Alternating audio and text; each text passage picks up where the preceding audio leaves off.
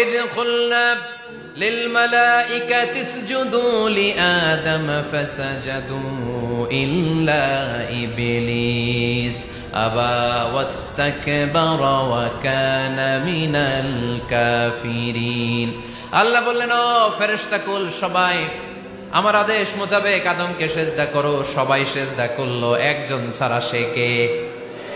আরো জোরে বলেন। অস্বীকার করলো, ওয়াস্তাকবার, অহংকার দেখালো, ওয়া কানা মিনাল কাফিরিন, কাফেরদের অন্তর্ভুক্ত হলো, জাহান্নামীদের সর্দার হলো। কয়টা সেজদার আদেশ? আওয়াজ করে বলেন, কয়টা সেজদার আদেশ অমান্য করছে? সেজদা কয়টা দেয় নাই? আপনি দেন নাই কয়টা? হ্যাঁ, আমরা দেই নাই কয়টা? এক সেজদা না দিয়া জাহান্নামীদের লিডার। আমরা সেজদা মিস করছি কয়টা?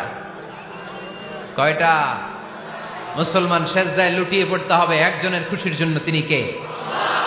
তাহলে কোরআনকে যে প্রশ্ন করেছি, কোরআন সব উত্তর দিয়ে ফেললো। কোরআন আমাদেরকে জানিয়ে দিল, তোমরা সবাই আল্লাহর নৈকট্যপ্রাপ্ত বান্দা হতে চাও, আল্লাহর কাছের বান্দা হতে চাও, তাহলে ওয়াসজুদ, কি করো? সবাই বলে নাই, আওয়াজ করে বলো মুসলমান, ওয়াসজুদ মানে কি? সেজদা করো। সেজদা করলেই আল্লাহর কাছে যাওয়া যায়। মনের যত জ্বালা যন্ত্রণা দুঃখ ব্যথা আপনি সেজদায় পড়ে আল্লাহরে বলেন। কোনো ভায়া লাগবে না, কোনো মিডিয়া লাগে না, কোনো সিরিয়াল লাগে না, কোনো অ্যাপয়েন্টমেন্ট লাগে না। ডাকতে দেরি, ডাকে সাড়া দিতে দেরি হয় না।